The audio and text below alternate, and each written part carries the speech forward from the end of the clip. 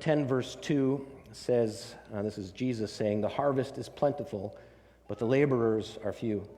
Therefore pray earnestly to the Lord of the harvest to send out laborers into his harvest." Some of the conference leaders actually have their phones set up every day at 10:02 a.m. to give an alarm, and they pray that verse. And I think as they've been doing that, as we've been focusing on that, we have seen a groundswell of people who are willing to go to the mission field, who are willing to give up a lot of what they own, a lot of what they make, to be either pastors, as we saw Aaron and Annie went to Blenheim, or to go to the mission field to work there. And we're going to hear a little bit from Ben and Bertha Kaunhofen tonight, this afternoon. We're going to hear a little bit from Arlene Eva. Susie, I hope, is going to come up and talk a little bit about her brother who is working in Bolivia as well. But let's open with a word of prayer. Father, thank you for bringing us together this afternoon. We thank you for all of the workers that have gone out into the fields, and not only the ones that have flown long distances, but those who are working in the field called Elmer or St. Thomas, Tilsonburg. Our goal here tonight is not to get everyone to go to Bolivia, but some, yes, I hope.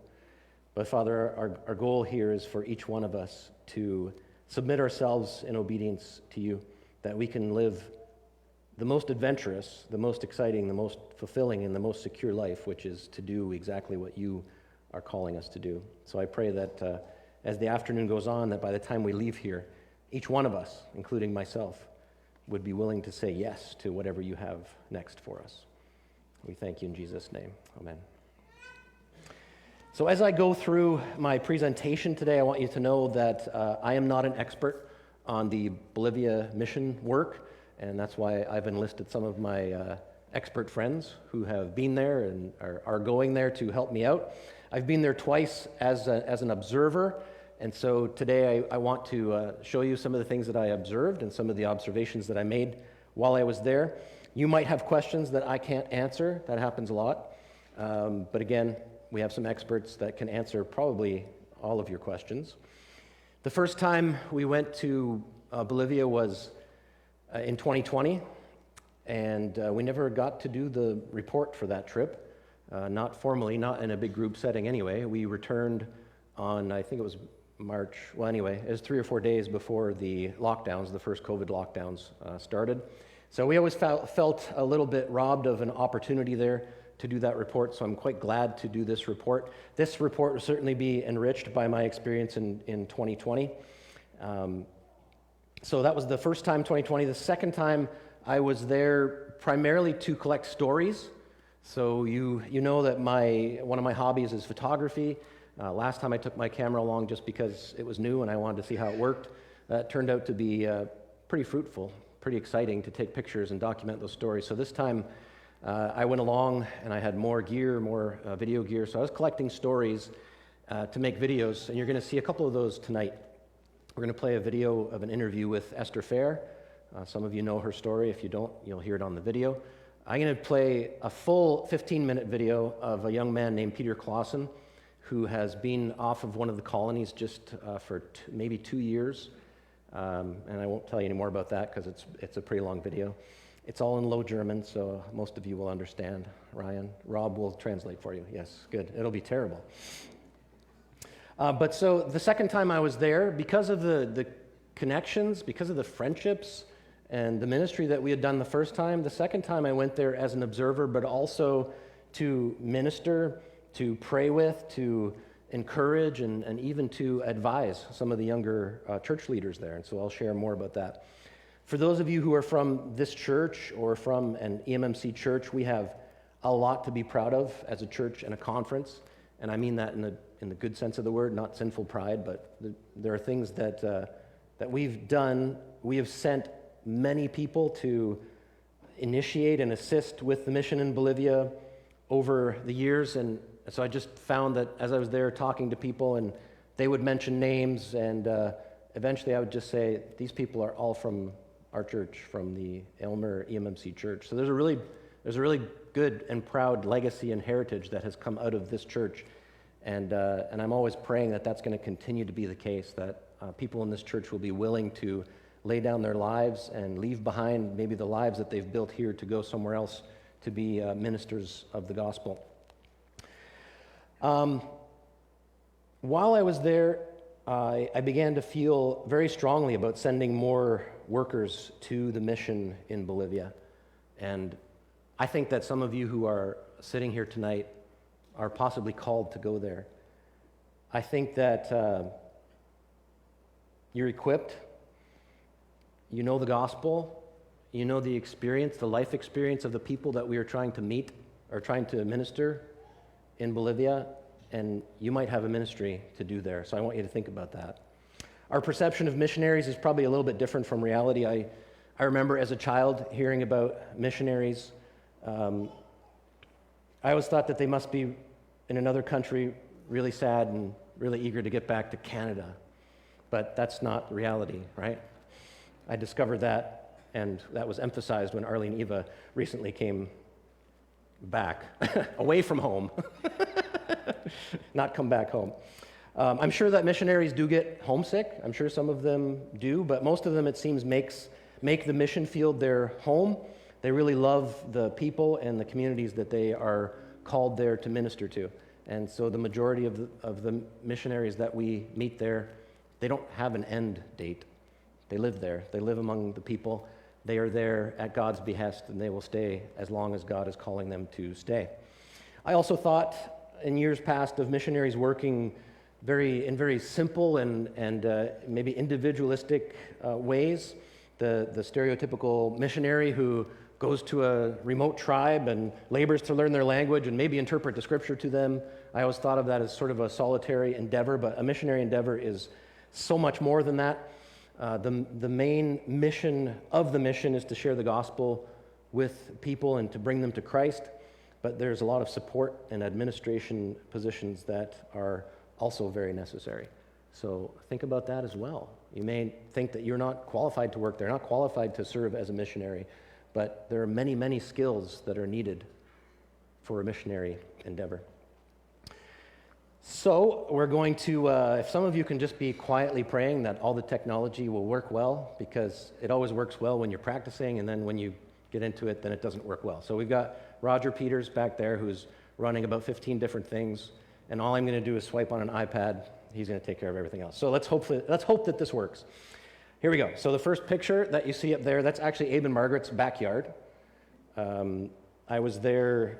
The majority of the pictures that I took were of people, places, and things, but in the evenings when I had a minute, I would go out and do some of my more artful landscape photography. So that's in their backyard. That was one of the first 2 nights that we were there. Our journey there was fantastic. I mean, it's always a difficult and tiring journey. We go from Toronto to Panama City, and Panama City to Santa Cruz, and it's about 13 hours or so by the time you land. So those are just some overhead shots. As a photographer, I was very thankful to the Lord that He gave me a window seat and exactly those scenes, so that was amazing. This is our first morning there. On the right side, that's the church in Villanueva, where Abe and Margaret are stationed. These 2 guys, the one on the left is our fairly new conference pastor. His name is Kelly Lesser. I haven't spent a lot of time with him, but I got to on this trip, and he's a good guy. I know that it's going to yield a lot of fruit for MMC, so I'm excited. He's sort of, most of you know who Al Kaler is. This is basically our new Al Kaler. It took us quite a while to find the right person for that, but I think that we have. The guy on the other side I know much, much better. Lynn Dick is the executive director of the EMMC conference, and he and I have been working together as leaders in the conference for about a decade now. And we've served and we've led and we've traveled together, and there are few people that I admire and respect more, even though we're basically the same age, basically in the same station in life. His wisdom and maturity have brought peace to a lot of difficult situations. So as he serves as the executive director of our conference with its 40 or so churches, lots of situations that he has to step into, a lot of situations of strife and dysfunction, and he has just done an amazing job over the last 6 or 7 years that he has been our executive director. So hopefully he's going to be around here again soon. So here we have these are pictures of the Villanueva school. And this is, I don't know if you guys have seen this. This is in the backyard in your playground. They were still kind of finishing it up. And so I'm going to take a break here to call up Arlie and Eva, just so that they can talk a little bit, give us a brief history of the Villanueva community, and then what they were doing while they were there. So come right to the middle so we can...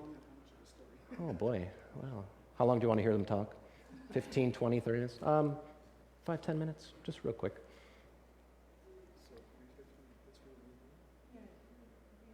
Okay, so just to have a little bit of a context here, Villanueva is a community that was born out of a vision of several different missionaries and then farmers out of Western Canada that supported buying a piece of land for Mennonites who had been moving out of colonies into Spanish-speaking towns, mainly Pilon, but who did not feel at home there at all. And so it was to find a place where they could settle. Many of the families, it was quite dysfunctional. Many times the husband wasn't bringing anything home for the families to eat and so on. So this would allow then for the wife and the kids to have a place, to have a garden, some chickens and that kind of thing. And as time went along, as the families got more stable, just a more homey place for people to live. And so the first 15 houses built there were supported by Habitat for Humanity. We partnered with them. Dave and Lisa Jansen were the ones that were kind of driving it from the Bolivia end, but there was a partner group in Canada that helped support. And so they asked then for the school to move there. The church was built there. And so now, over the last 4 years, apparently it's more than doubled in population. So things have exploded a lot, but basically that's the context. We were dealing with originally with very, very, very needy families out of the colonies. Many times families that, where we had to bring them some food to eat or that kind of thing because they just hadn't had anything for the last day or two. Like I said, a lot of the times the fathers didn't bring anything home, and here were these wives and kids in a Spanish-speaking town, not knowing how to speak the language, not knowing how to live because they'd never lived in a place like that before, and not having a way of having any income at that time. With time, they developed different ways, but the community was kind of a lifesaver place for a lot of these families. Isaac and Sarah Unger were pastor couple there for a number of years when the transition went over from Pilon over to Villanueva, where the community started, and it was just, that was the aim, for people to have a new start, and that's why it was called Villanueva, New Village. I'm just going to add a little bit to that.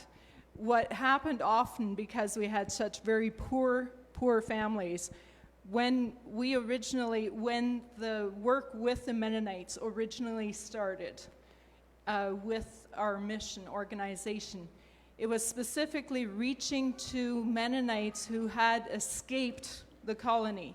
And I mean escape because they were so mistreated inside the colony that they just couldn't survive anymore. They were cut off so that they had no way of putting food on the table for their families. But they were also not allowed out of the colony, so they would escape at night and with whatever they could carry on their backs and get to the nearest Spanish village, and from there try and live and survive. And various different reasons, some of the families would be in that predicament because one family in particular, the husband had a lot of medical issues, health problems. He ended up with cancer. He had found a doctor who was willing to help him medically, and he had no money to pay for it, and the colony refused to help financially. So he was really stuck. He didn't know what else to do. The doctor who helped him had a large ranch and offered him that if he was willing, he could work off his debt on the ranch. Well, that was not allowed or accepted by colony leaders, so he was excommunicated, but not allowed to leave the colony, yet not allowed to provide for his family. And so eventually he and his family at night in the dark, without any of their families, the parents or siblings, nobody could know that they were going to leave, so it was all in secret. and they escaped that way. And so that was the main story of the people that we first started with. And so that's why they ended up so very, very poor, because once they had escaped, now they were completely ostracized. There was just no way turning back or visiting or anything, and they just didn't know how to survive. So in the school, we would have children come on a regular basis who had not eaten for a day, and they had nothing in their tummies, and they couldn't think to learn anything. So we would regularly buy bags full of groceries that were at school, so we would feed them first so that they could learn. When the Villanueva community started, literally another family, one of these husbands who is alcoholic, because when they're so ostracized and cut off and have nothing and no way of providing for their family, there's just such hopelessness that they try to drown their depression and their pain through alcohol and different addictions. And so they wouldn't bring any money home for the wife and kids. So one woman, when she had the opportunity to move to Villanueva, she planted a garden. And these kids that we had on a regular basis been feeding at school now started bringing their own food to school, which was all garden produce. And then she was able to raise some chickens, have some eggs, and it started to provide for the kids. And you started to see these kids who had nothing, and we were feeding them. And now through this community, they were able to start to feed themselves. And the teacher that you see in this picture. Yeah, I was wondering if you'd know him. Yeah, okay. He was a student that graduated from the school and turned around and is teaching at the school now. I figured that might be the case. Again, one of those stories where his father was a severe alcoholic, and his mother and the kids together, the oldest of the boys, started working as an electrician since the age of 8 or 9. And he was providing food for the rest of the family. And so his brother here is in the bottom right picture, and together with the joint effort of mom and the kids, provided the younger kids the opportunity to get the education needed. Yeah, the labor and safety standards are a little different in Bolivia. Yes. I have a good story about that later. Thank you. Thank you very much. Unless the girls wanted to come up in 5 minutes each, no? Okay. I just want to make a little bit short thing. That was the very start when we were dealing with those kinds of families. Since then, we still have some of those, but there's also been, once a community actually gets started and they see that there's something firm there, then there's some more people that start moving in. And so there's, like now it's quite a smorgasbord of people that live in the community. Some that have, like we're from Bolivia, moved to Canada, and then moved back to Bolivia. Quite a number like that, and you need to understand why they would do that. Many of the colonies, if their people would move out of the colony to a different country, they wouldn't excommunicate them. And excommunication basically meant like you're not supposed to have any contact and all that kind of stuff. Even if you come back, they can't, eat with you, you can't shake a hand, they can't, all that kind of stuff. So these families figured this way around the rules. So they would move to Canada for a year or two, but it was very hard for people growing up in Bolivia to get used to Canada. We found that out when we came back 4 years ago. They would move back to Bolivia then, but by that time they weren't on the membership list of the colony anymore, so they couldn't excommunicate them anymore. So now they could live in Bolivia, but still go back and visit their family and stuff. So there's all those, all kinds of things. We could talk about those kinds of stories forever, about the way that people find their ways around the rules. But there's so many things that for a lot of people from Canada just doesn't make any sense. How could it be that way? But it just is. And people find their ways of navigating all that. But Villanueva itself is a community that is made up of people that are very varied. There are many different accents of Low German and Spanish and Spanglish and, Spanish, English, and Low German all get mixed together there. Germlish. Germlish as well. Yeah, all kinds of mixes, yeah. Let's put it back on there. High German as well. A little Yeah. bit of High German, yeah. And But some of not- those- Not very much, actually. The people kind of got sick of that in the colonies, most of them that lived in Villanueva. So. Some of the stories that you're telling there about the early days of Villanueva, a lot of those stories are very close to home in Hacienda Verde now, because it's a community that, so we'll get to that as well. Thank you very much. I'll show you some development that has happened there. So this is the school. I love these steps. This little guy up in the top right corner, that's a class that we looked at, and we noticed there were numerous ages there. So this is actually their first landing spot. So if they come and they have no education, whatever age they are, they all go into this class just to learn the basics of reading and writing until they can sort of join their own age group again. So that was a very, very special class there. You probably recognize this guy. This is Pastor Abe doing his radio broadcast. He wasn't actually, it's a photo op. We set it up. I shouldn't tell you that. It looks like he's really doing it right. But this is just steps away from where they live, and so he goes there and does the radio broadcasts. This is the house where Ben and Bertha are going to live. And Ben just showed me another picture. They just got back from Mexico, 5 minutes ago? 2 hours ago? Okay. This is the house that they're going to live in. And next I'm going to show you just a brief tour of that house. And then I'd like you, or both of you, to come up. And you're about to go there. I'd just like to hear 5 minutes on whether you're excited or what you're looking forward to. So while you're coming up, we'll just show you. This is what their house is going to look like.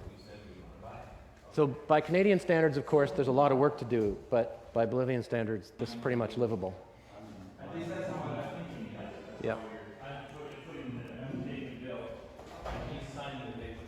It's the bathroom there. It's going to need a door, I think. What do you think? You want a door in the bathroom?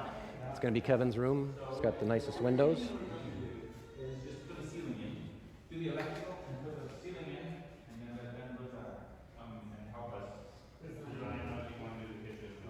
So it's actually quite spacious. I think you guys are going to like it there. It's nice. We'll just wait. So the kitchen, look at the size of the kitchen. I mean, that's pretty good, yeah? I'm doing a There's video a tour for Ben and Bertha. Papaya trees right outside the window. You can tell them that this is where they're going to live. They have a castle to move into. Nice, very big kitchen. I like it. Pastor Abe called it a castle. As big as so- yours. Okay, why don't you guys go ahead and just share a little bit with us. Well, as Michael mentioned, we just came back from Mexico. We spent 2 weeks away, well, a few hours short. Would be two weeks tomorrow morning. So. Hold it up a little higher. So we just got home at 1 o'clock this afternoon, and we feel a little bit under the waves. But anyways, as Michael said, that we are planning on going to Bolivia very, very shortly, in roughly about 5.5 weeks, somewhere there, mid-July. That's the plan. And so Michael went ahead and spoiled something for us. So there's a house for us, and we're very grateful for that. And also we have a vehicle. It's not paid off, but a vehicle is there. It's a truck that Ibn Margaret drove up till now. And so we are very excited that people are not just at this end, at the other end too. They're working ahead and planning and so on. And so at this moment, as far as we know, we're going to live a few neighbors down from Ibn Margaret in the same colony, or whatever you want to call it, Villanueva. We're going to take part of a team there on outreach somewhere close by Villanueva at this moment. And so exactly where the outreach will be, we are not exactly sure. Because once you talk to Abe, he has one idea, and the next time you talk to him is another one. Because there's so many colonies that need help. And so right now, at this moment, we know already 4 different places that they're talking about. So I'm not going to throw an idea out. I did a few weeks ago, but I stopped, so I don't know. I can't keep up. But anyways, we are excited to go, but in one way, but also in the other way is there's a bit of a brakes on leaving the family behind. And so from the 4 children that we have, we want to take one along. The other ones are adults, and they make their own choices and stuff. And so, yeah, it's exciting to see when you see pictures from there. You hear stories from Arlene Eva. And so, I don't know. I'm kind of on the road still, so I'm not That's sure what fine. exactly to say. But That's fine. we are planning on going, and so that is the exciting part on our end. Ik wil moest nog dankzij zijn voor al jullie wat de beden vandt, dat te veel wel veel dat helpt. En dat wordt veel spannender dan wanneer je beden doen niet weer. En we zijn al op de verschillende was nu, en waar we komen, die beden over ons en dan ons motor te spreken. En dat maakt het altijd op zoveel leichter. En dat freut mich so, dass wir so viele Freunde haben und dass Gott so gut ist, alle Wege, wo wir gehen. Dankeschön für Ihre Bete. Thank you. I got to say to our home church, you are a little bit behind on 3 different churches. 3 different churches sent us already on a mission field. They had a prayer over us, 3 different churches, one in Blenheim, one in Leamington, and one in Mexico. We are very grateful for the support that we have around us. Thanks. We do plan to do that, Ben. I know, I just wanted to say that. Oh, all that and a sense of humor. Who knew? So here you'll see some of the development that has happened in Villanueva. This is inside the clinic that's there, which from the outside doesn't look huge, but when you go in, it's like a connection, all kinds of different rooms and all sorts. We have a video coming out. We probably have, 6, 7, 8 videos that we will release eventually. So we did an interview with this doctor, about a 15-minute interview. It's an ice cream store there now. Yeah, it's right by the bakery. Yeah, right by the bakery. Yeah, so I believe it's the doctor's wife and there's a restaurant there. And anyway, probably not good for people, just for us to have a conversation in front of all of them, right? But anyway, that was exciting to see an ice cream shop there. So you can see this colony, what started as a very rudimentary colony, as they are describing it, has now progressed to this point. What's that? I'm sorry, community, yes. People coming from the colony. This is one of the first nights just having some food fellowship. This is Abe and Margaret's back outdoor sort of dining room space. So it was good to get there in the evenings. This is from Abe and Margaret's backyard. So again, in the evenings, if I had a few minutes, I would go set up the camera and do some of this specialized photography. Some of you maybe know the story of Martha Kaler. If you don't, it's a very difficult story. Her husband Bill is still there. He's the director of MEM, of the mission agency there. In 2016, she went to the neighbors. It was like basically across the road from where they lived, thinking that their dogs, were they pit bulls, Rottweilers. They had several of them. That they were restrained. They were not, and she was mauled to death by those dogs. So this is where she's buried in Villanueva, and Bill has continued to carry on there, working very hard and trying to grieve at the same time. So keep him in mind. There's a lot on his shoulders, and this still seems pretty recent. From there, we branched out to a nearby town called Tres Cruces. What we're doing here, standing in this circle, is talking about where's the next expansion. Somewhere in this community, there's a couple of colonies that are nearby. Those are the pictures that you'll see next. So we're standing here at a location where Bill and Abe have kind of looked and said, hey, you know what, maybe a church here, maybe a school there. So that's all part of the work that's happening there, looking for new places to plant churches, new places to build schools. Now we get into a couple of the colonies. I believe there were 2 that were sort of very close together there, so I'm not sure which one is which pictures are from which, but I'll just give you some pictures from these. The last time that we were there, we went to Nueva Esperanza. Is a colony. I think that's closer to Villanueva, though. No, it's from San Jose? Okay. Anyway, we went to different ones this time. It was noticeably different. If I were to show you the pictures from 2020 to the colonies that we went to, we saw many people, many children, and not a single smile on any faces. Very, very sad. A lot of spiritual darkness there. These colonies were a little bit different in that if I could zoom in on these pictures, you would see this guy's giving me a thumbs up. there's kids that are waving, there's people that are smiling. So it just gives you a sense of, when I show this picture, some people say, man, that reminds me of my childhood. Yes, it doesn't remind me of my childhood, but for some of you, it might remind you of what you experienced. But there just seemed to be a little bit of a different tone or different spirit that was present in these colonies, which we're thankful for, and yet there's still many people there that need to be reached with the gospel. Most of you probably know who these folks are. This is Andrew and Lena. I can't show you pictures of the work that they are doing there. Nearby there is a detox/rehab center for people obviously who are addicted to drugs or alcohol. And then nearby is this place where Andrew and Lena are working. So this is for the children of the people who are currently in the rehab center. So if I could show you the pictures, it's wonderful. There's kids all over the place. And Andrew and Lena are caring for them while they're there. Maybe they're back now. I'm not sure, but they're leaving tomorrow. Okay. And you know what? There's a place where unless it's changed since I was there, there's a bit of a vacuum there. Leaders are needed.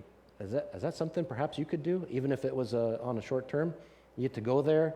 Andrew does a lot of handyman, fix-it stuff, and Lena gets to work with the children.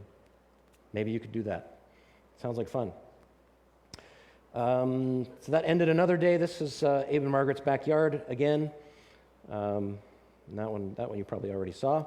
The next day we headed to not Hacienda Verde, but Hacienda Verde. Yes? I know Spanish, you can tell, right? You learn very quickly, you don't say the H. If you say the H, then they go like this to you. So this is in between. Interesting, on that drive, I saw my first roadkill alligator. That was fun. We see raccoons and things here. There, you run over alligators, so that was good. We didn't stop to look at it. This is the entrance to Hacienda Verde. There's a guy at the guard shack there, so I'll just show you as we're driving up. Bill's windshield is very dirty. Erwin. Buenas tardes. Buenas tardes. Gracias. Gracias. So basically like a guard shack or a guard entry. How many of you have been to this place? How many have been to Hacienda Verde? Okay, a few of you. So this is fairly new development. This is close to the entrance of the community. This is a store that has opened there. Yeah, it's mostly wind noise, Roger, so you can. So just showing a little bit of the development. This is kind of in a fairly central point inside the community. It's a very well-stocked store. We'll release more footage of that as we go through. So this one we're going to have the volume on for. This is Bill talking a little bit about. So this is Bill Kaler, a little bit about the recent developments and the growth in Hacienda Verde. Hacienda Verde, because it started in 2016, I think, with something like 45 people, and but it's been growing consistently, and especially this last year, it went from 300 people to 430 people in 1 year, a 35% increase, and it's good, but it's almost too much to handle at one time. We do have the infrastructure in place, though, more or less. The school was struggling a little bit. Like, I'm part of the school committee, so we had to adjust, to get teachers in place, because we went from 90 students to 120 students, over the course of the summer holidays, and so that was a bit of a challenge. But these are good challenges, so the more the merrier. So we still have room for a lot more people here in Hacienda Verde, but it's still a bit of a struggle. Very good. Just for reference, is that loud enough for everybody? Can you hear it okay? Okay, good. So one thing you can notice here, Ben, is that this is what the roads are like there now. Remember we went in 2020? My face was green. I was ready to throw up because they were still bulldozing the roads. Everything's nice and smooth there now, so that's good. And just a few more scenes. This is as we're touring out to the different corners of Hacienda Verde. This is a family that's building a life there, building a little farm, and they have a sawmill there as well. So here we are back at a place called Casa de la Amistad. This is just on the outskirts of San Jose. This is sort of the hub or the base of the MEM mission. This is where the radio is located. So what we're doing here as conference leaders, we're talking to the missionaries. just trying to get a feel for what they're thinking, how things seem to be going.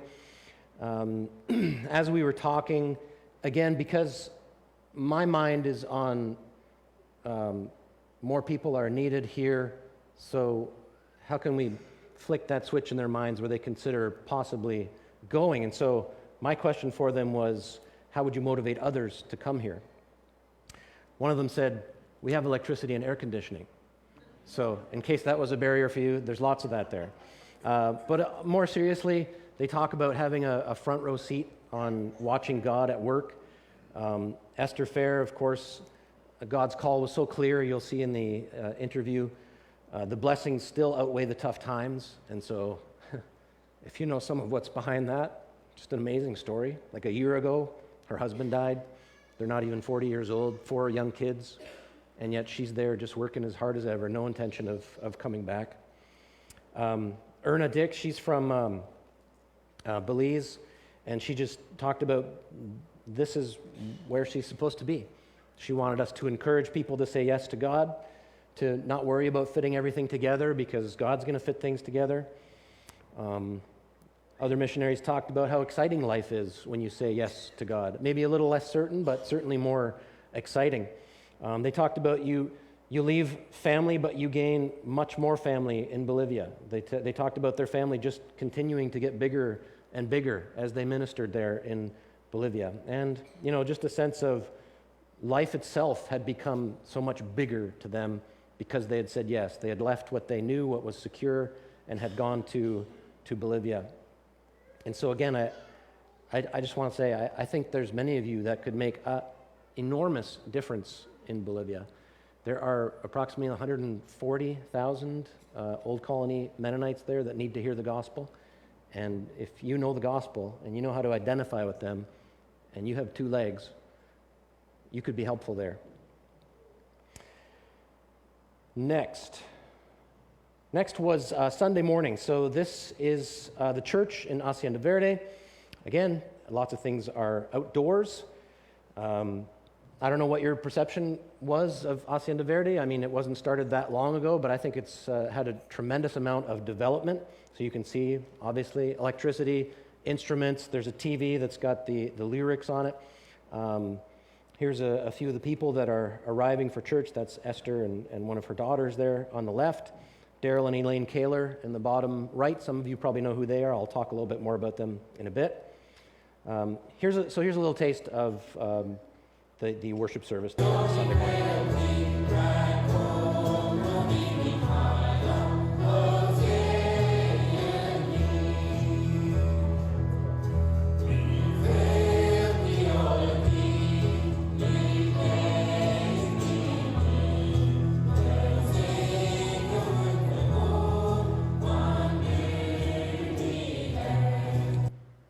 So you can see there that it's quite a mixed community. You have people who are obviously fairly fresh off the colony, and then others who, especially some of the younger people, they look the same as our teenagers do here. Now they're beginning to have some Spanish-speaking people as well. So pictures of some of the kids and youth there. So this guy is Jacobo Wiebe. What he's doing is translating from Low German into Spanish for those who are attending who don't know Low German. So this community has not only become a refuge and a magnet for people of Low German descent, it's becoming people who only speak Spanish are beginning to come there as well. Susie? No, not right now? Okay, later. I have more pictures later. This is Susie Peter's brother. You're going to come up? Okay, Susie's going to come up. Tell us a little bit about her brother. I will tell you a few things about this guy because I really like him, and I really get along well with him too. That's fine. If you want to do it later, that's fine.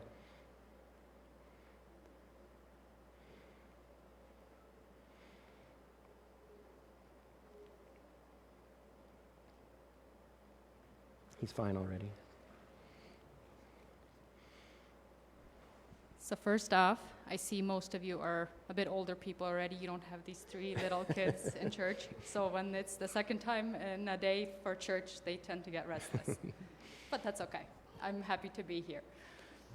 So Michael wanted me to talk a little bit about my brother. So My whole family, we grew up Old Colony, so we were familiar with how Old Colony life goes, although in Chihuahua it tends to be different than in Bolivia from what I hear. But still, my brother, he did have a heart for the Low German people. And after he finished Bible school in Mexico, he decided he wanted to see if he could do some work in Bolivia. And there happened to be a position for a teacher at the time, because the girl that had done it previously, she wanted to go to Bible school in Mexico. So he was going to take her position. So he met with her in Bible school just to talk a little bit about the position, and well, it tended to go a little further than that. They had a common interest, so it sparked almost right away.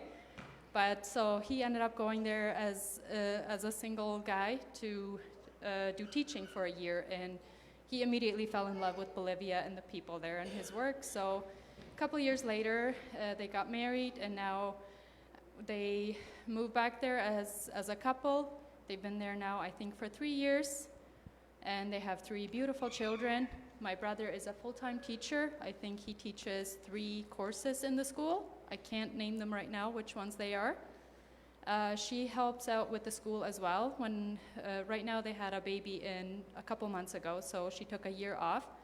But she's been helping in the school as well, and they do youth work as well. And as well, they're trying to do community outreach. So they are very, very busy. And we hope to go visit them there one day to see their work a bit. Cool. Thank you. Thank you. And he also translates on Sunday mornings. Busy guy. Again, just showing a little bit of the diversity in the congregation there at Hacienda Verde. This I want to say something about because I really took notice of it, which is why I took the picture. We hear so many of these stories of what life is like on the colony, and we hear so much about how much damage fathers in particular do. And that doesn't mean that all the fathers in the colonies are bad. Doesn't mean all the fathers in Hacienda Verde are good, but this was interesting to me. When the gospel reaches people, it changes them.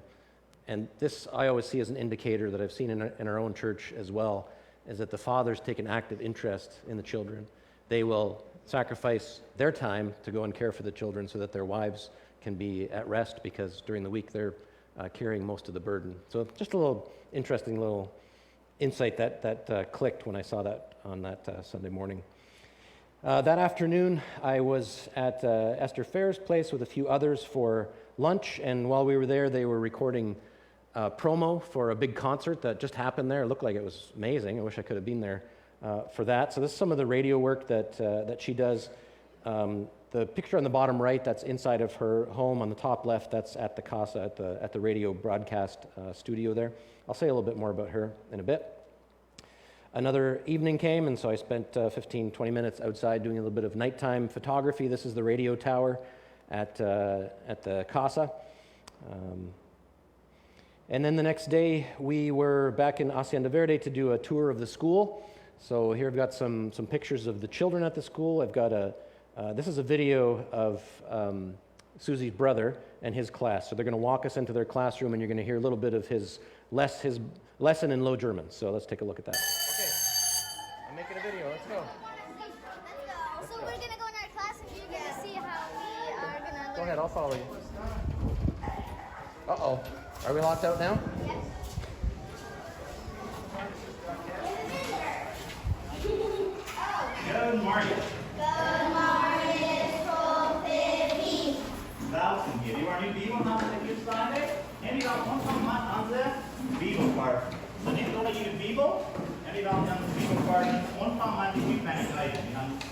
Guard up intro från Bibelparten. You are to have the item. And now how the shape. Vi har byggt den Bibelparten. Rätt med Bibeln att se beep beep beep. This little guy here is Marcus. That's Esther Fair's youngest son.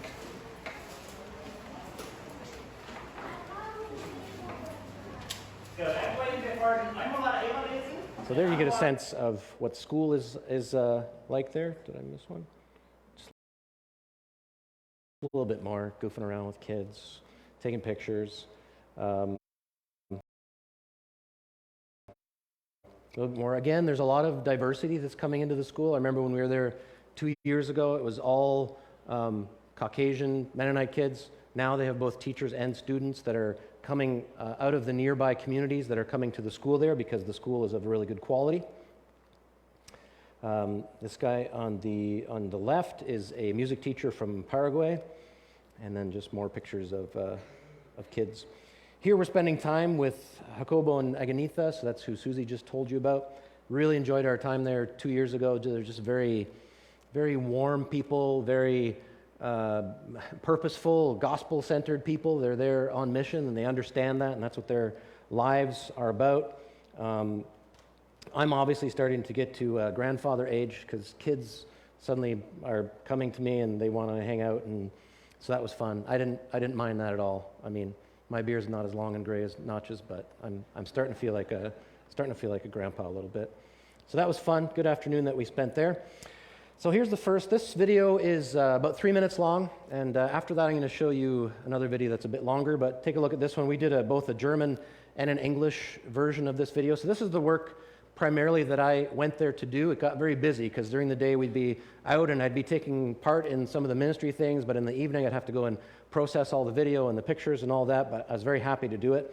And now as I'm watching these will be up on YouTube next week, and the ones that are in Low German will all be subtitled in English, so we'll let you know when that comes out. So take a look at this, about 3 or 4 minutes of Esther telling her story, recent happenings.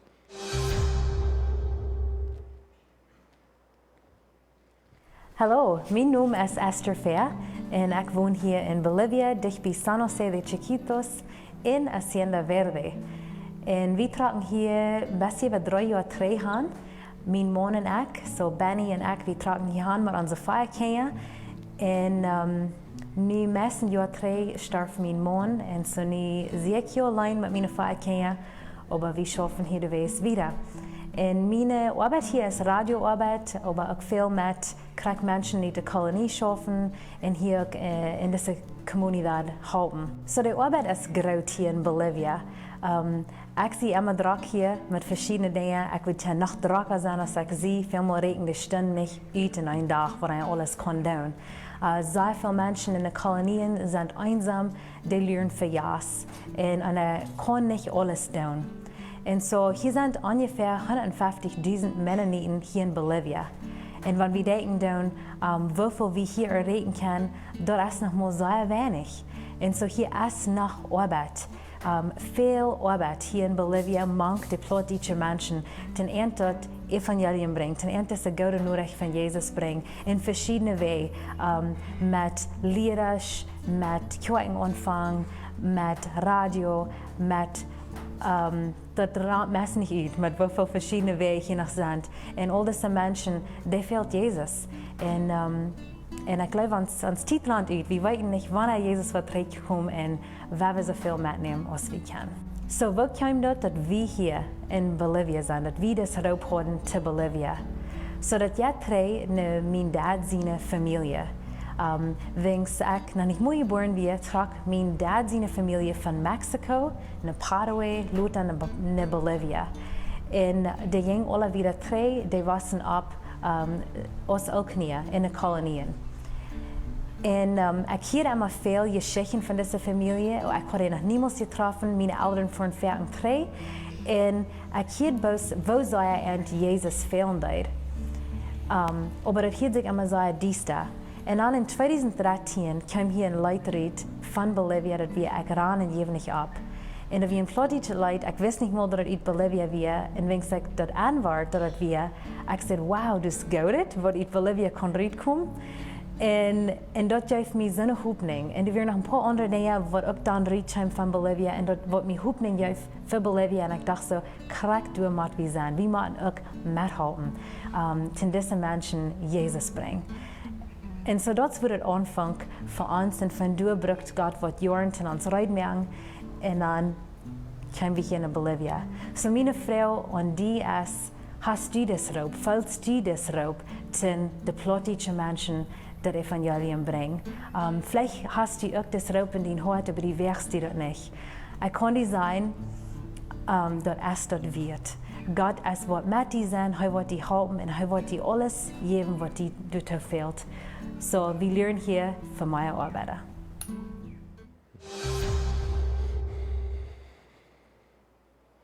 How many of you know a little bit about Esther? They're from this area? Okay, good. It's actually difficult to, it was difficult to shoot that video. It's difficult to watch. So we didn't know them super well, but we did know them a little bit. And then when we went to Bolivia, the first time, we had a very quick connection with them. And then they came here in February of 2021, and we got to meet them again and just stayed in contact in between. And then in I think it was May of that year, he got COVID and he passed away. So again, my misperceptions about missionaries maybe came into play, thinking, well, she'll be back here then, right? But not a chance. And in the English video, you hear that too. Like her calling is so sure, she's there. And until God says otherwise, she's going to be there. The kids are very much at home there. So yeah, again, like I said, we'll have that up on YouTube with English subtitles. We'll also have like a longer English version of it. Okay, this is by far the longest video that we have so far. I'm going to show the entirety of it. It's about 15 minutes long. And I want to show this because this young man named Peter Clausen, he represents basically the goal of everything that we're doing there. Somebody who lives in the colony, senses that there's something not quite right, hears about the gospel from the outside, and eventually makes his way to Hacienda Verde. It's a fantastic story.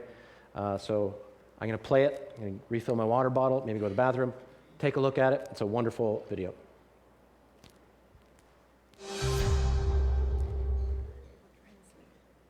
Oh, okay. Hallo, mijn naam is Peter Cruces en ik woon hier in Hacienda Verde, Bolivia, hier dicht bij San José de Chiquitos. En ik wil een klein beetje vertellen van hoe kom ik, hoe zie ik opgewassen, hoe is mijn leven voor ik hertrag, hoe vond ik Hacienda Verde. Ik was op in de kolonie, Jana Iwahite, en dus zie ik geboren, opgewassen, wat 19 jaar waar ik toen woonde. So ik hoor ouderen, ik hoor meine Geschwister. En ik was er dan op, ik zie de kerkje voor een keer zin nog en ik zie mijn school daar gewoon, ben ik 13 weer en weer mijn school daar. En dan doen ze als het staat dan van 14 naar zo, dan vond ik aan begonnen als jongen te zijn. Zo dan vond ik dat aan, ik had ook wat vrienden, maar wat ik aan de zin als dat heb ik begonnen. En dat ging niet werkelijk schijn, maar wie komen en drinkerien en zo slechte leven en zo het alle is. Waar het systeem schaffen net doen zo, want die niet al dat met me anders voor de anderen, dan was die niet waardig en gerade jong. Zo, omdat ik ook wil aangezien zijn, merk ik dat met, omdat ik ook gerade jong wil zijn. En zo dan zie ik door de start in mijn leven door weer. En wanneer dat schon irgendwie bis, krijgt dan wanneer dat is stuur, wanneer dat is gedaan had, die nächsten dagen of zo, dan ging dat beter dan en wie hem dat Leute einer dat gedaan had.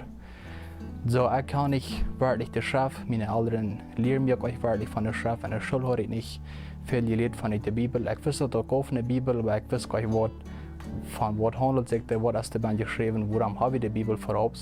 En in de kerk, we hadden een Judische predigt en voor mij was Judisch immer sehr schwer te verstaan.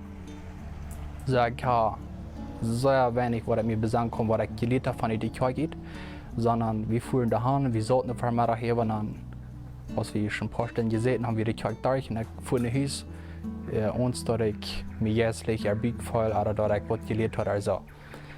So, wenn die Kirche jüdisch wird und ich nicht viel verstehen kann, wüsste ich auch, wo mein Leben dann wirklich soll sein, dass ich ein guter Mensch sein kann. Mir war bis gelehrt, wenn wir proben, ein Teil Gutes zu tun, dann wo wir vielleicht nochmal ein Himmel kann sein. Und dan heb ik veel steeds nooit gedacht dat ik toch niet voor een hemel zijn. Dan word ik ingehaald en dat weet ik me zeggen. En zo ik had dan al de gedanken met gedrag, hoe kan ik dat doen dat ik me zeggen zie dat ik voor een hemel aankom. Dus ik wist dat wanneer ik niet voor een hemel zijn, dan moet ik ingehaald zijn, maar hoe kan ik dat dan niet nog weten dat ik voor een hemel zijn. Zo, ik hoor woord van mijn Onkels, die al niet in een kolonie woonden, die al zich bekeerd en wat aan geloven leven deden. Dus dan had ik eerst van een phone, ik had WhatsApp, dan had ik contact met iemand. En we reden dan ook over de Bibel. Dan kocht dan al de Bibel op en phone, zo we kunnen ons versen am doorschrijven. En dat we me zo interessant vind ik dat is lezen dat we kunnen weten dat we geraad werden. Dat we kunnen Jezus aannemen. En ik voor mij weer op ganz niet vind in onze kolonie werd dat niet geleerd. En van ouderen niet uit niet. En zo dan ging ik op deze gedanken, hoe kon ik dat dan niet aannemen, wanneer ik dat werkelijk weten kon. Wie veel dan meer Klarheit door hebben. So, die Menschen dran waren alle angläubig. Ich kann nicht viel wem eine Rot fragen. Und ich will mir auch nicht wirklich treffen von Apagos, weil da würden die vielleicht Protesten über mich. So, ich möchte das mit. Ich möchte das mit und ich fange an zu gucken, wo kann ich wo würde ich so hinfahren, wo ich kann, wo ich mich bekehren kann und wo ich kann mein Christenleben leben. Und so, ich habe dann viel gedacht, wo das steht sein. Und dann einmal fand ich an YouTube, als von den Tag viele Predigten, Zeugnissen. Und dann habe ich Teil gehört, wo Menschen sich bekehren, wo Menschen Deut an Sinn werden und die werden davon kommen. Dann dachte ich so, ich würde auch noch von der kommen. Von der können wir nicht für irgendwie möglich was, dann würde für mich auch sein. So dann, ich werde nicht wirklich bosig, ich lebte bis 4. En ik was dan van mijn ouderen een beetje aan te maken dat ik niet ganz oké weer doe. Dat ik een beetje rutje daar en ik had ook een beetje van de Bibel gereed. Want thuis een beetje trouble weer zo, dan zeg ik manchmal te mijn ouderen kijken maar de Bibel, dan zeg ik dat ze staat er zo. En zij wilden mir den Fall dann bis ganz anders erklären, als wat ik dan verstond had, als wat in de Bibel stond. So dann irgendwann fahre ich mit einem von meinen Eltern ein Plottischer Testament, Neues Testament. Sie haben ihn auch für Jahre allein gehabt, aber weil es meine Hochdeutsch so erpresst wird, will ich mal ein Plottischen. So dann gehen sie mir auch den Plottischen Neuen Testament, dann habe ich da Gott gelesen. Und vielmals, wenn ich das gelesen habe, Luther am nächsten Tag, dann rede ich mit meinen Eltern von, was ich da gelesen habe.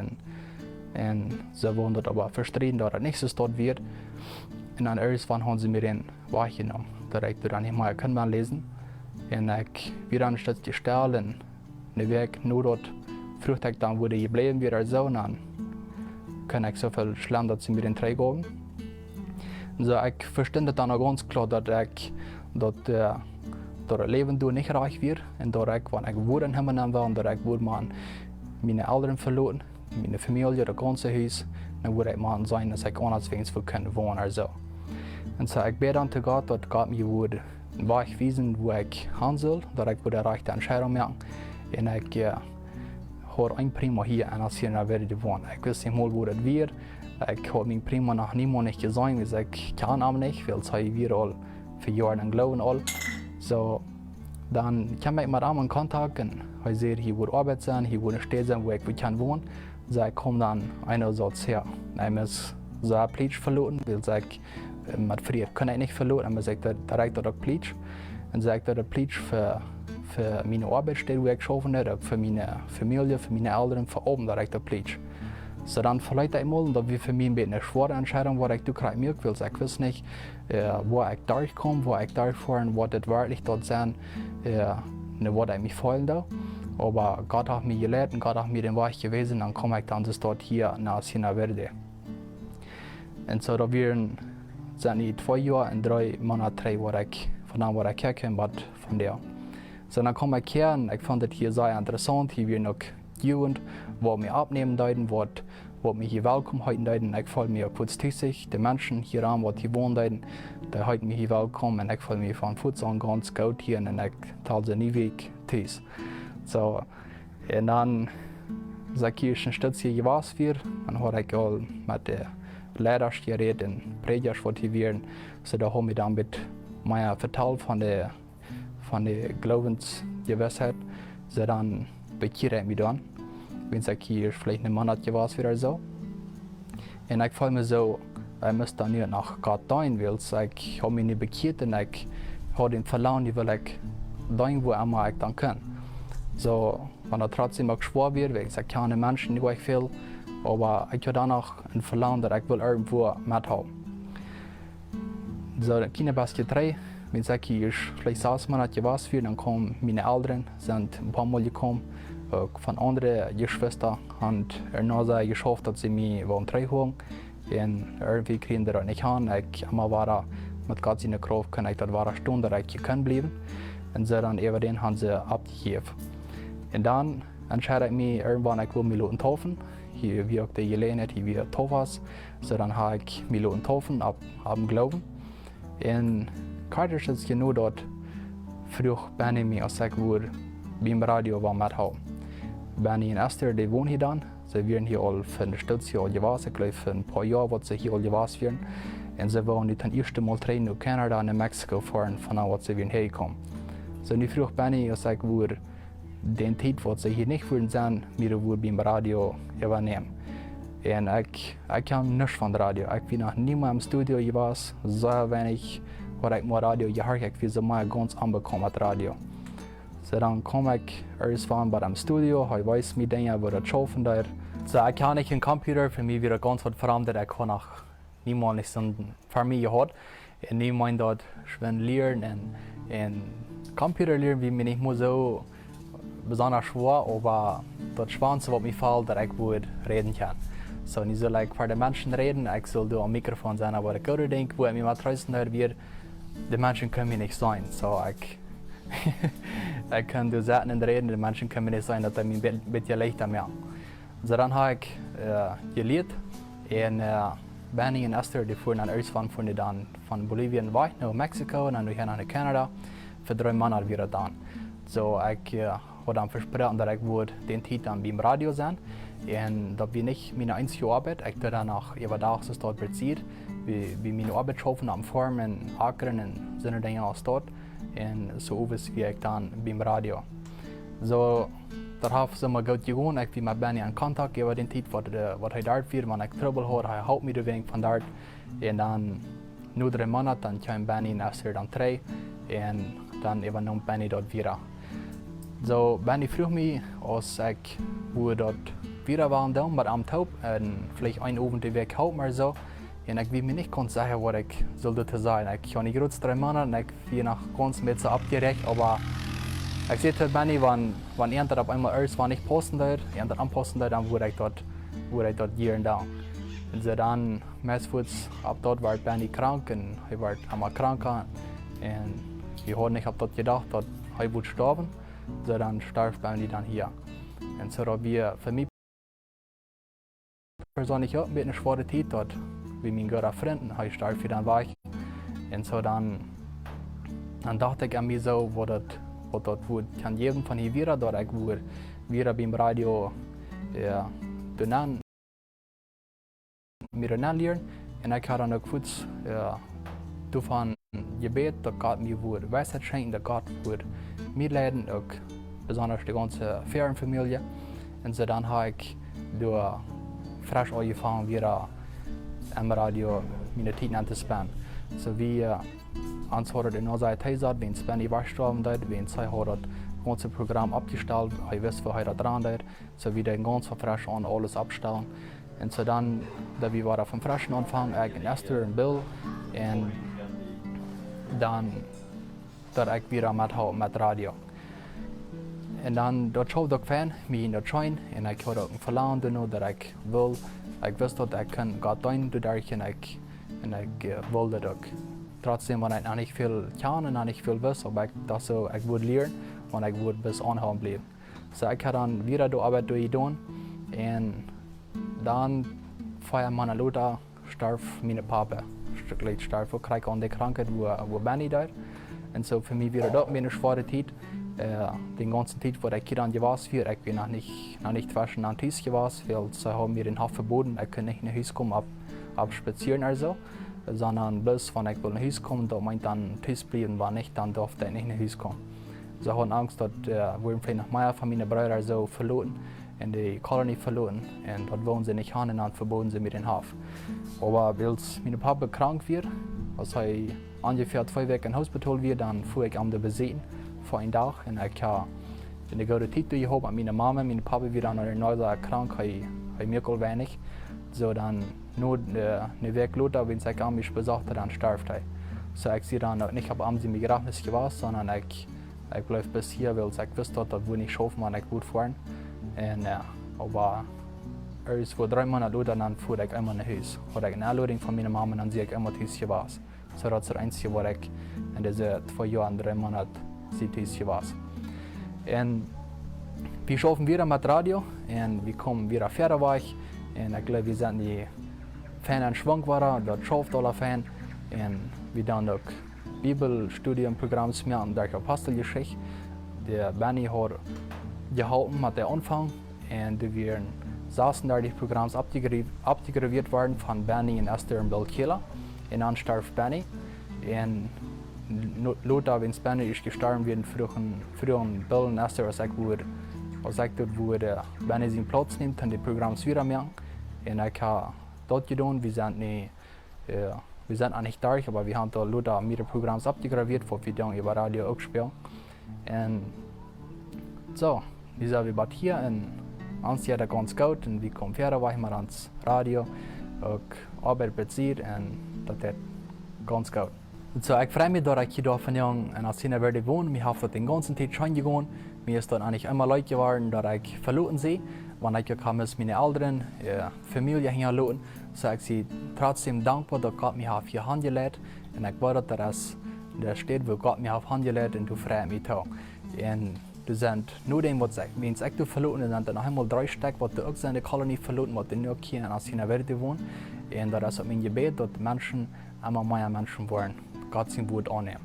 Und so, ich freue mich, dass ich die Einstellung gekriegt hier von den Menschen, die hier in Hacienda Verde wohnen, dass sie mich abgenommen haben und dass ich hier von denen mithaben und dahin, wo immer die Gelegenheit dafür ist.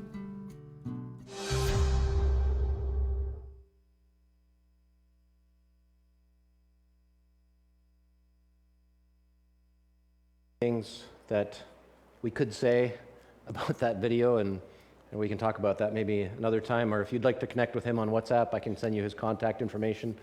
Great guy, he's about 21, 22 years old. And just think about, before any of us knew that Benny was going to be departing and be taken from us, God is at work in the colony, calling this guy who has no familiarity with technology or computers to come and learn from Benny, not even knowing that shortly he'll be taking exactly Benny's place. Like, that's the kind of stuff that you go there and you get to be part of that, of just obvious workings of God. So just so many amazing stories. Okay, continuing on. So now we spent an evening in San Jose, so that's right close to Hacienda Verde. It's the city that's nearby. We drove up the hill there, the mountain. I'm always looking for snakes. Didn't see any while I was outside of the vehicle, although they kept trying to tell me that they did see them. But we made it up to the top, and I ran around, took some pictures, running around the cliff, looking for snakes. Didn't find any. Here we are up on that mountain again. Abe and Margaret, and many of you know Abe and Margaret, and you should know that they are greatly appreciated there.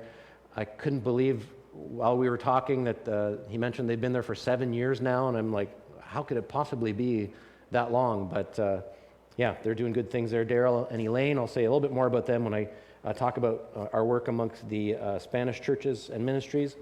This is our ministry team. I think I've introduced everyone there to you already, but we took an opportunity to take a picture while we were up there, and then we were gifted with this beautiful sunset. I can't explain why this guy turned pink that way. It just did, and it was amazing to see. The evening, we are in San Jose, so if I show you these pictures, you have a sense of the surrounding culture. It's very Roman Catholic, cathedrals. I'll show you this picture and then a short video, and then Elaine Kaler is going to explain on a video what is happening here. So this was happening the night that we were there. Do you guys know what this is?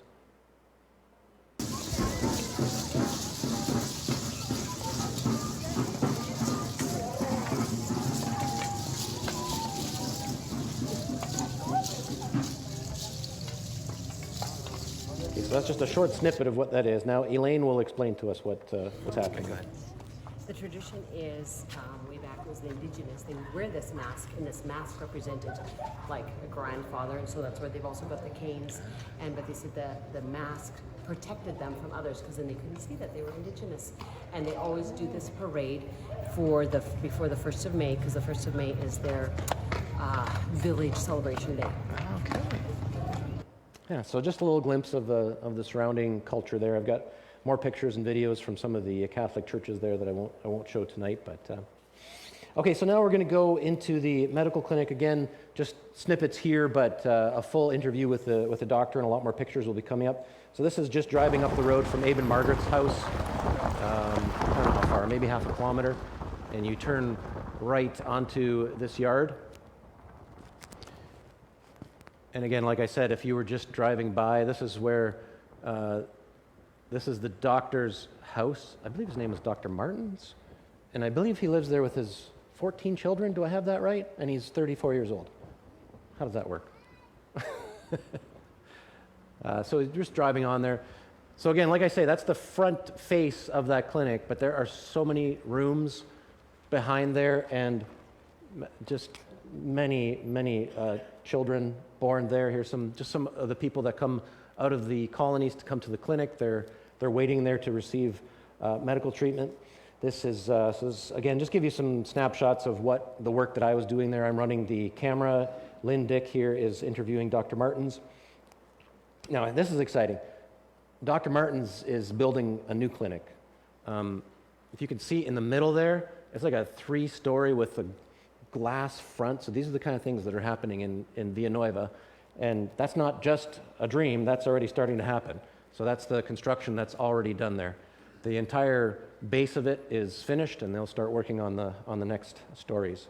So that's going to become a destination place for people to receive medical treatment right inside. This is near the entrance of Villanueva. So now the second half of our trip is into Santa Cruz to visit the Spanish churches. So this would have been a lot of the work of Daryl and Elaine Kaler, working with these Spanish pastors, teaching them and training them and helping them to plant churches. This is in the main plaza in Santa Cruz. I love this place, one of my favorite places to go when we're there, especially at night. It makes for beautiful pictures in the palm trees. The whole city doesn't look this good, but the plaza looks wonderful. Here we're having supper together. I don't know if I had never met these people. I had heard their names before, Jake and Dorothy Fair. Do any of you know Jake and Dorothy? I loved these people immediately. Just a couple that I knew within 5 minutes I was going to want to spend time with them. So we did end up staying at the RBC base there, and I'll show you just a snippet of an interview with them. Really looking forward to spending time with them again sometime. And then we begin to meet our Spanish counterparts. So these are in the Liab churches. Top left, Cesar. He's the sort of the head of that group at this point since the passing of Ruben Mercado. And then you have in the top right, Oscar, Richard, and Aurelio. And that guy on the bottom left, I posted a picture of him smiling because he's a real jokester. We get along really well. Even though there's a language barrier, we're always playing tricks on each other and making each other laugh. One of the topics that we came up, this is our first morning there, we always kind of do a debrief with them and talk about them. So we began to talk about their experience of COVID. Obviously, we'd been there just before all of that started, and now we were coming back after. We'd had all these experiences. I was wondering what the experiences they were having, because we already noticed that the restrictions and masks were quite tight in Bolivia and Santa Cruz. So back in the beginning of it, they had even harsher restrictions than we did. They had curfews. They were having people check IDs. One person could leave the house every other day to get groceries. And many people died, but they learned to adapt. They were very thankful for Zoom, which we all grit our teeth. I'm very thankful for Zoom too, right? But they were actually very thankful for it, probably more sincerely than we are.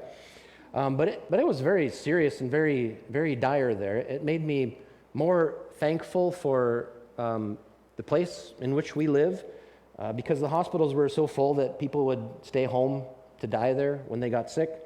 As soon as they got to the hospital, they'd be intubated. But most people waited too long to come to the hospital, and then there was not a chance to save them. The clinic in Villanueva was very packed during the first wave as well. About 100 pastors died, over 70 in Santa Cruz alone, and 2 from this group of churches, which is maybe 10, 15 churches. In one church, everybody in the entire church got sick, and so they were suspending services. So I was like, okay, that doesn't sound like fun. I was like, in comparison, I think we had it pretty good here, even though there was much to complain about, but I'm glad that we didn't experience that. Just one other experience that I had here, I asked Cesar, what would you do if you were better funded? Because this is sort of the difference between the, and it's not a good, bad thing, it's just a difference thing. The Mennonite ministries are quite well funded. There are a lot of investors, people that are willing to put money into it, and then we have our Spanish ministries, and they're not really funded at all, but that's not because we're trying to withhold money from them. But the question came to mind, and I asked Cesar, what would you do if you were better funded? And man, he began to tear up right away, which makes me tear up remembering it. But through a translator, which was Daryl Kaler, this is what I got for his answer. He says, we used to say we need the brothers from the north to send us money. That was the mentality, but we decided God is the owner of the money, and the focus needs to be on him. And God has been faithful. It's not for money. The focus is to fulfill the work. We will do what we can together and challenge the church to reach out. People will have the same needs that we have, so talking about them as the pastors, the ministers, they just want to live like the people. We just have to find a way to do it. That's our focus. We are focused on seeing the church grow to reach all nine departments. That's the 9 departments of Santa Cruz, yeah. Of Bolivia, okay, of Bolivia. And so he was just very clear. Money does not limit us. God is good. God is going to accomplish through his faithful servants what he wants to accomplish. And so they will just say, the money's not there, but it's time to plant a church over there. And they said, and then someone says, well, I have a lot I can give you. And they say, we don't have any money. It's worth $5,000, which is obviously a lot more money there than here. And the guy just writes a receipt for it and gives it to them. So again, miraculous, not really miraculous, but God just working these things together without their knowledge, without their efforts, just having faith. The church needs to be planted there, and they trust that God is going to provide. And he was very clear. Our job is to keep doing the work. And so that's what they do. So we admire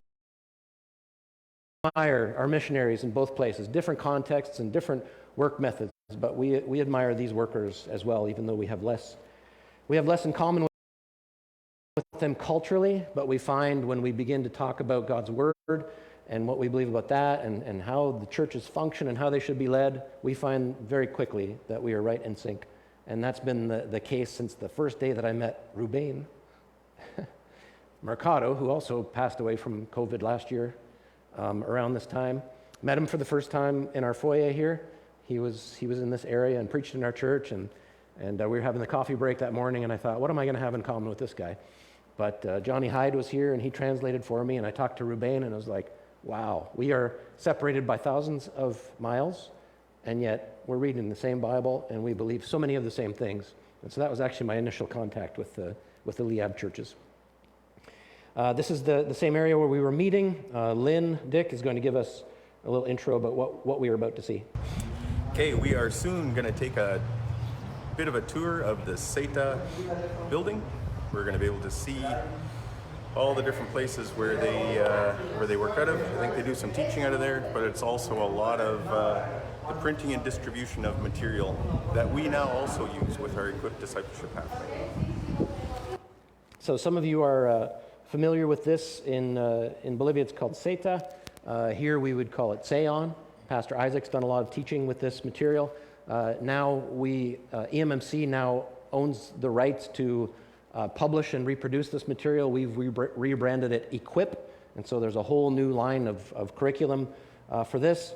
I'll give you one of my 2 funny Spanish moments, because I like to quickly become competent in a language, like Low German, which I told you I would speak, and I did. I greeted Mr. Giesbrecht when he came in German, and it was wonderful. That's all the German I'm going to speak tonight. So anyway, I come into a room that's close to where this is, and these two pastors ask me something, and I think what they're asking me is how many years I've been in ministry. And so I went like this. 13 years, right? And I'm like, oh, okay, good. I was like, great, I'm starting to understand Spanish. Later on, I asked Daryl Kaler, I said, hey, can you just make sure I answered the right question there? I think they asked me how many years I was in ministry. And so he asked, and he goes, no, they were asking how old you are. And they assumed I was 53. They thought that's what the 53 was. So, first humiliating moment of many. Actually, there might have been some before that as well. So another video coming out about this. This was fascinating. Daryl told us about all the history that he knew about that Seon material, and Cesar filled in some of the, so another video come up. Here's, we had the privilege of participating in a commissioning ceremony. They had 9 couples that they've taken through a 2-year process of discipleship, where now they're not quite being commissioned as pastors, but they're being commissioned to the next phase, where if they make it through those 2 years, they will probably be pastors of churches and church planters. So just a little flavor of what the worship service was like. So you can hear that they're singing, you probably recognize that song, right? It's like one of the songs that we sing. So most of the worship is fairly modern there.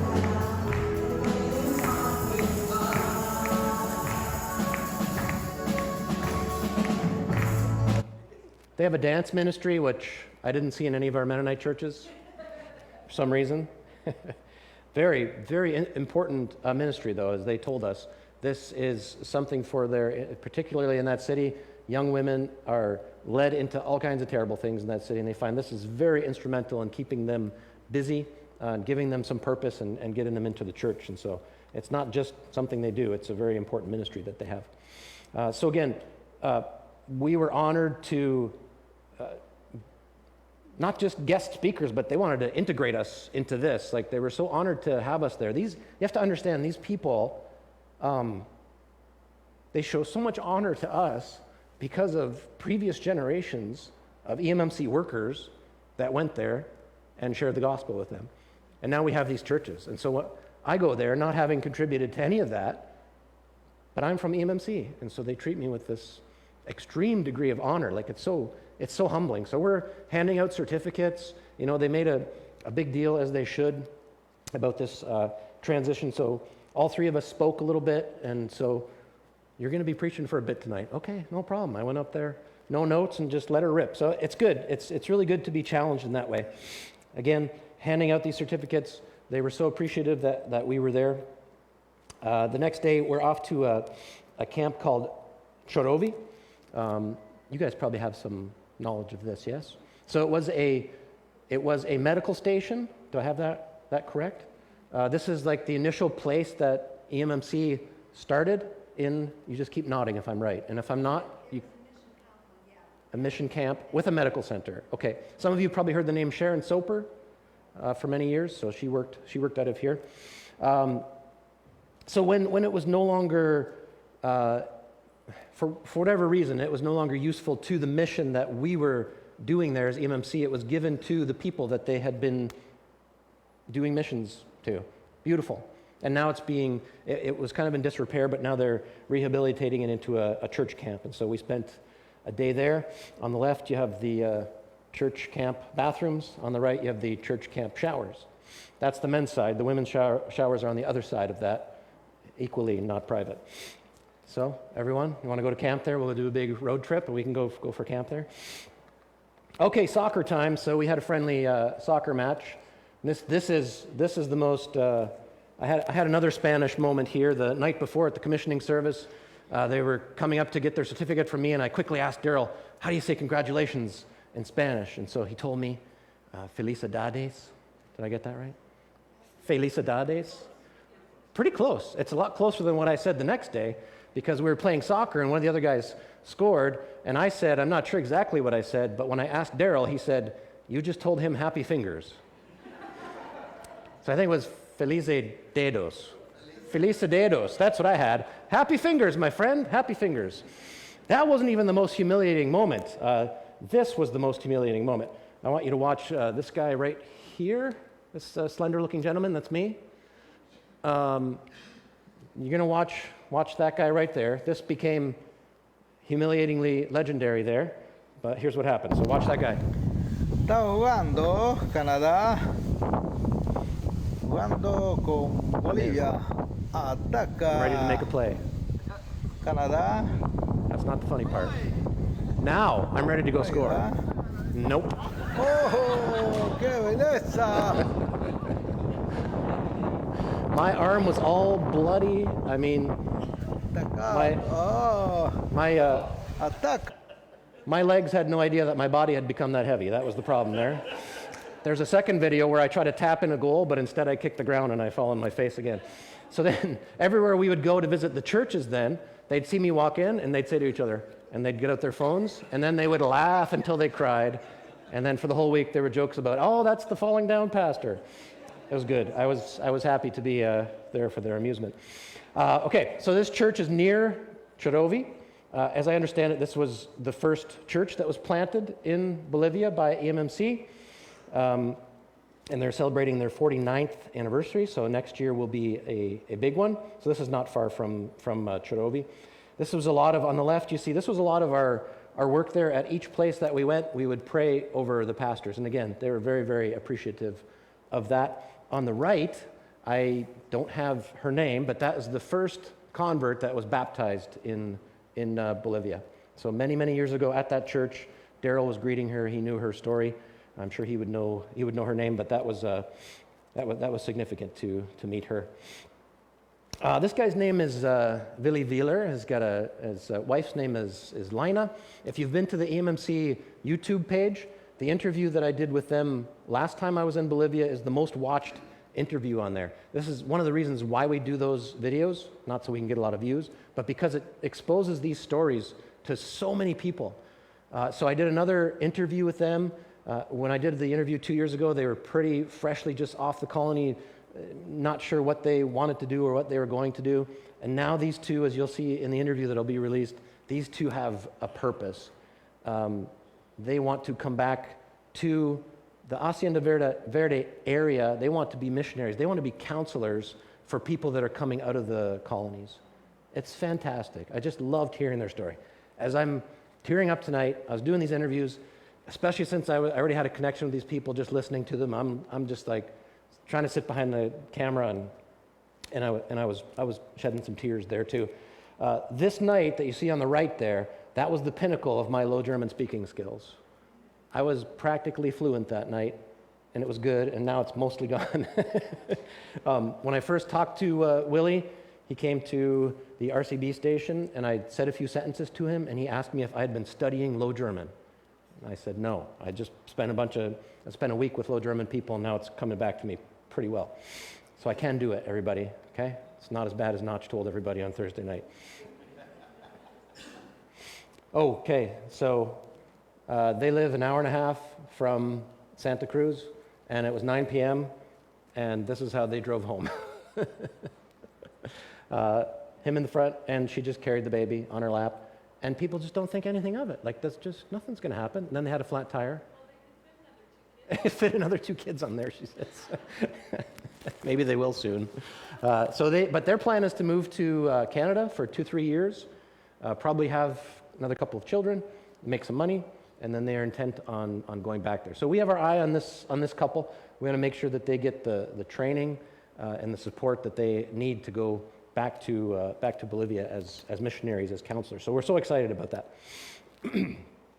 Next, we start our tour of the churches. So they have 4 or 5 churches each day, an enormous amount of food at each church, and all like flour, bread, all kinds of stuff like that. Kelly Lesser got pretty sick. He was not able to even look at food. I have a really good picture of him on the second day, somebody putting food in front of him. He's just like, no more. He probably wouldn't want me to tell you all that. So we get a bus, and called a micro, yes? Pretty good. Man, my Spanish is just the best. And then we begin to go to these churches. Again, look at this. Like, every place that we went, they've got banners and welcomes and all sorts of things. I tried to get a picture of the pastor couple at each one of these churches, either a portrait of them or praying over them. This little fella on the right, that's his dad, that's right behind him in the blue shirt. He already has a sense that he wants to be a pastor. And so we gathered around him and prayed for him. It was a very nice moment. Again, just going to more churches and praying over the pastors and the people there. This gives you a little glimpse of what my job was more behind the scenes, so I'm not in a lot of the pictures, but I had both my camera and my cell phone out, shooting video, just trying to capture all these different scenes. It was fun. This is the pastor couple at this church. I think I have a video. Okay. So this is just to give you a sense of, at each church, I would start with the video on the name of the church and then come down to the pastor and he speaks a little bit. How many of you can understand German or Spanish decently? Yeah. Muy buenos días, queridos hermanos. Les saludo en el nombre del Señor. Y pues agradecidos estamos por cada visita que siempre recibimos aquí en este lugar. Y en este momento específico, gracias por habernos visitado. Estamos completamente agradecidos con el Señor de corazón. Este momento no nos vamos a olvidar. Y pues todo lo que sucede aquí en la iglesia y en sus vidas de ustedes también es para la gloria y honra del Señor. Amén. Gracias. So last time we went there, whoever was on the trip, that little building on the left there, that was their church building, their sanctuary. They've built this this was Pastor Freddie, I think, and he also passed away in the last 2 years. So this is a young guy that they've had to fast track, and he's in the process of becoming the pastor of this church. I don't know if we met him last time, but okay, I got about 10 slides to go, so I hope you're not getting impatient. I could do this for hours. So this is Daryl and Elaine at the La Fortaleza church. We're under the pavilion. You can see that they are both quite emotional. I have one better picture of Elaine, she would argue worse, but better, of this moment where she is just breaking down in tears. You can see Daryl as well. So what's happening here?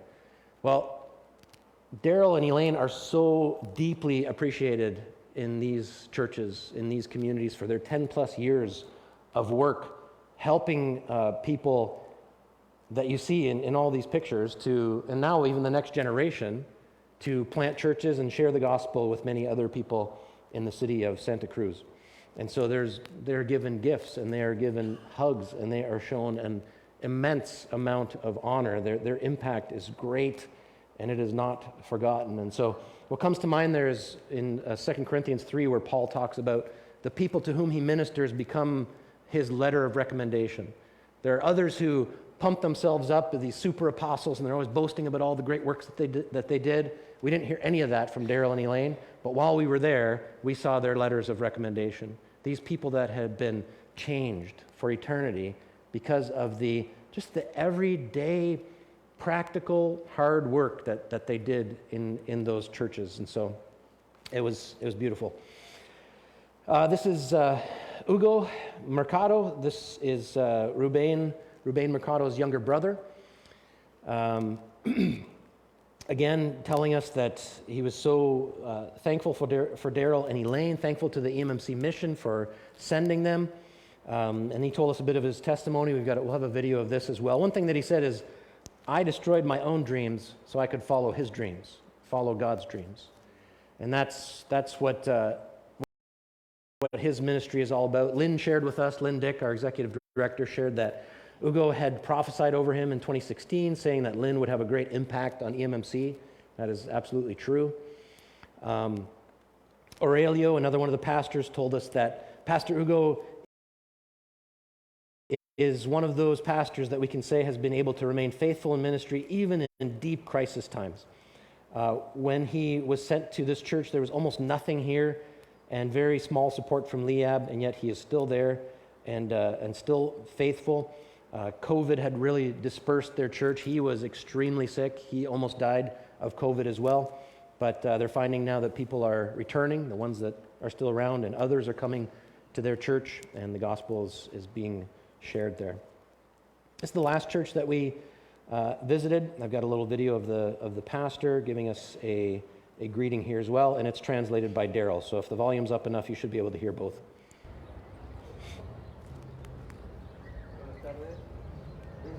Bienvenido a la Iglesia de Israel. Dios les Welcome to bendiga. the church, Israel. Qué bendición es poder contar con sus visitas. May Y God también bless mandamos you. saludos a cada una de sus We're very congregaciones, thankful a for la your visit, conferencia and we allí en send Canadá. greetings to your Y church. realmente es de mucha bendición para cada uno de nosotros. We send greetings to the Church of Canada, and you're a great blessing, huge blessing to all of us. Recuerde que le esperamos aquí en la Iglesia de Israel. Please remember that we're waiting for you here in the Church Israel. Le solicitamos que nos apoyen en la oración We ask you to pray for us and para be with que us in prayer. haya familias saludables, That we would have healthy families, porque creemos que así va a haber iglesia fuerte. because we think that will help to make healthy churches, strong Así que churches. son siempre bienvenidos a la Iglesia de Israel. You're always welcome here to a church called Israel. Gracias.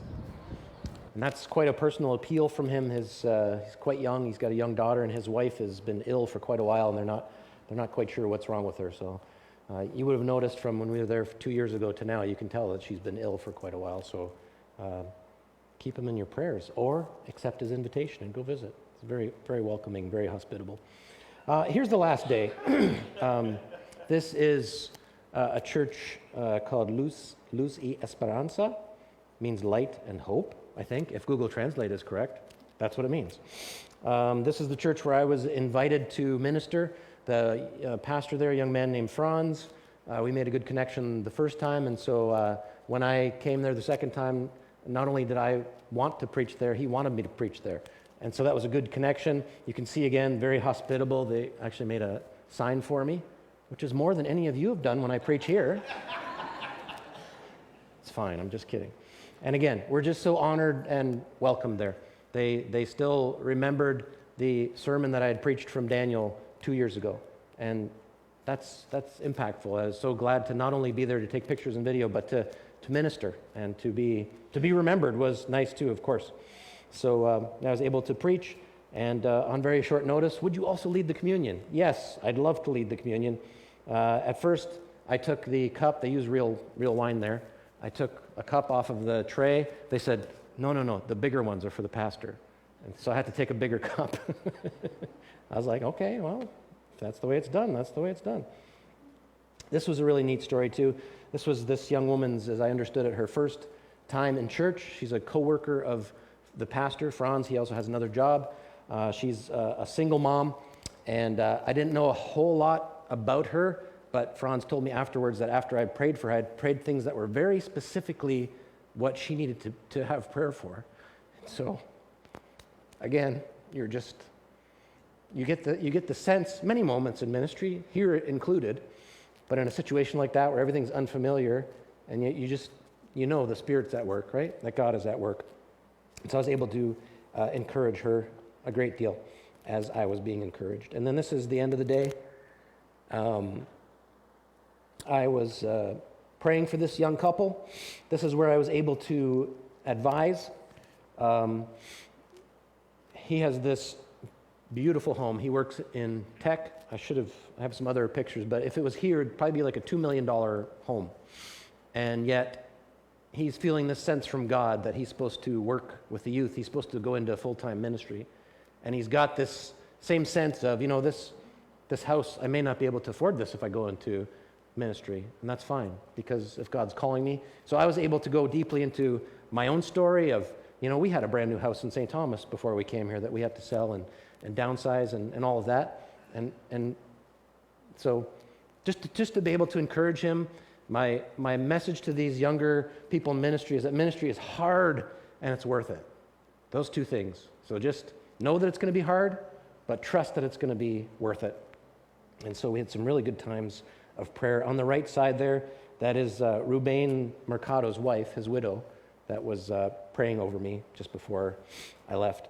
At that point, I was exhausted. That's the way Sundays are. I'm exhausted right now. That's probably why I'm a little more emotional than usual. But at that point, there was supposed to be another ministry opportunity in the evening. I was just done. I just went and laid down, and that was the end of the day for me. So one last thing, Jake and Dorothy Fair, this lovely couple who lives there and runs RCB. I'll just give you a little taste of what they're like, and we've been in Bolivia over 40 years, and we love Bolivia. our first 25 years we did church planting, and now in the last years we've been working in radio. I grew up in Hepburn, Saskatchewan, in the EMMC church. In fact, my dad helped start the church. So yeah, I helped with playing the piano, and it was when I was 14 years old in the Hepburn Gospel Church. There was missions conference, I believe, and the speaker said, it was a Mr. Ham way back then. He said, if you really want to serve the Lord and go any place, anywhere, and anytime, stand to your feet. And I was 14 years old, and I gave my life to the Lord. I said, here I am. But little did I know I'd marry Jake Ferrer and come to Bolivia. But I'm thankful for the years. I wouldn't trade it for anything. Now, he is equally delightful, but I don't have any short videos of him because he rambles a little bit.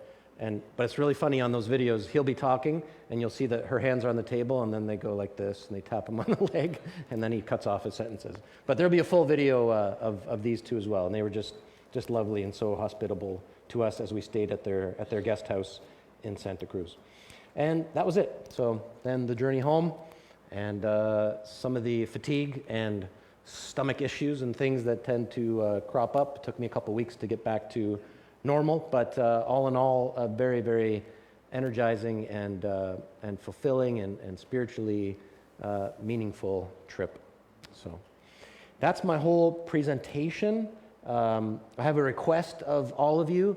We are going to do more exposure trips like this, and I want to challenge you to go on one of them. And I want to challenge you not to just go and see the work that's being done, but to open your heart to the possibility that he might be calling you to stay there for a time, or maybe for the rest of your time. As I've said to people, as I've said these things to people since I've come back, if you're wondering if that applies to me, it certainly applies to me. For the last 15 years since God called me into ministry, I have lived with a desire to just be wherever God wants me to be. And so he might keep me at this church until I'm old and gray. Well, it's kind of now, but like older and grayer. Or in a month from now, he might call me to somewhere else, and then I'll go. And I hope that as I've been ministering here among you, that is being cultivated in your hearts as well. That you would open yourself to the possibility that, yes, you might be called to stay. You might be called to stay here and be a minister in your local community. But I hope that you will also entertain the possibility that God is calling you elsewhere, to use you for his purposes, to live a life that will be infinitely more meaningful than anything that you can do here, and the life that you can live, and the money that you can make, and the family that you can have around, that he might call you, as he's calling Ben and Bertha, to go and do something for him in another area. And he's going to follow through on that, and you're actually going to be richer for it if he's calling you and you follow. So that's my challenge to you. Just again, I see that many of you have the competence, the character, the history, the culture, the ethnicity, everything that would be needed to do very impactful and effective work in Bolivia. And so I'd like you to consider that. So there you go. That's my concluding thought for the presentation. So, thank you. We have time for a few questions. If you have any, you can ask me, or one of my on-hand experts will answer questions for you. But does anybody have any questions? No? Okay. We will start sending out links to these videos as we release them so that you can watch them, and please share them with other people. And if there's nothing else, let me pray one more time, and then we will go.